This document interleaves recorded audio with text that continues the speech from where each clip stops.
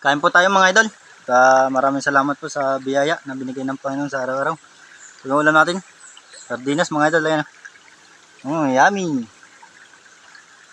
Ito, dila-dila mga idol. Dito po tayo sa kalikasan. Ayan po tayo.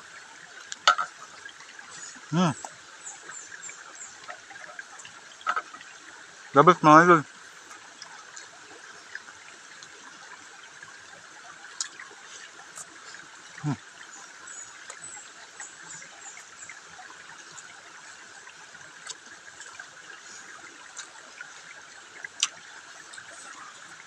Sarap pong kumain dito mga idol. Sarap sa simoy ng hangin. Dito sa tabing ilog mga idol. The best.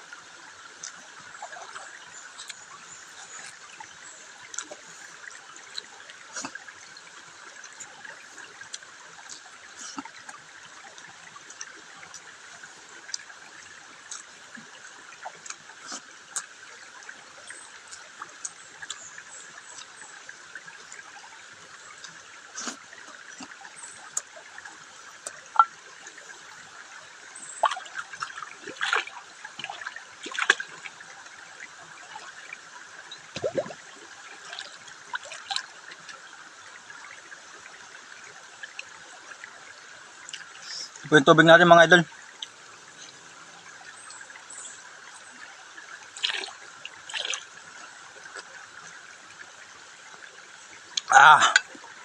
Ayos mga idol. Hulog.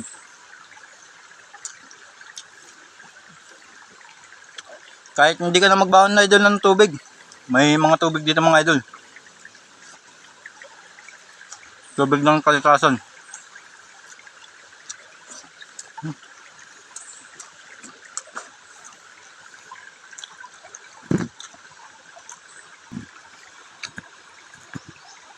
Yan.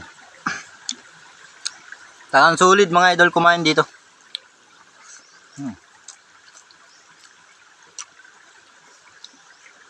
Tuyo, tinapa, yan ang magandang dalhin dito mga idol sa kagubatan dito. Masarap kumain at lalo na sa ano ka ng tubig ng ilog mga idol. Yan o. Talagang sulit.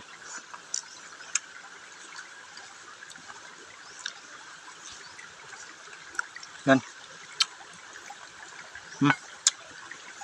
Ulam natin mega. Yan, mega mga idol, mega. Ulam natin. Yan. Sulit ang ulam. Dabis na dabis. Yan. Yung kanin na yun. Solid. Sa binigay ng Panginoon sa biyaya. Yan. Maraming salamat po. At lahat sa mga followers ko dyan. Malabi ko kanina. Kung di pa po kayo nakakasubok na kumain sa gubat, testingan po ninyo. Grabing sarap po kumain sa gubat. Lalo ang mainom po ninyo ay galing po sa kabundukan yung malinis na tubig. Sa kalikasan galing po yung tubig. Masarap. Talagang dabis na dabis. At wala pong halong chemical ng ating tubig. Puro galing sa bukal mga idol.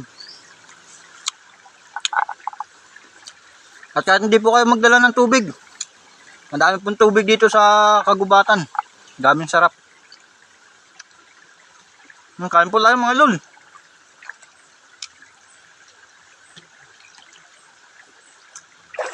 Maraming salamat po sa inyo lahat dyan. Paki-like and share naman yung aking video. Sabi ko po kayo mag-iingat dyan mga idol. Paki-like and share. Yun at hanggang dito lang po mga idol. Lagi po kayo mag-ingat sa mga work po ninyo at sa araw-araw na biyahe po ninyo mga idol. Yan at maraming salamat po. Hanggang dito lang po. Abangan na lang po ninyo ang aking susunod na i-upload. Maraming salamat po sa inyong lahat yan. Bye bye.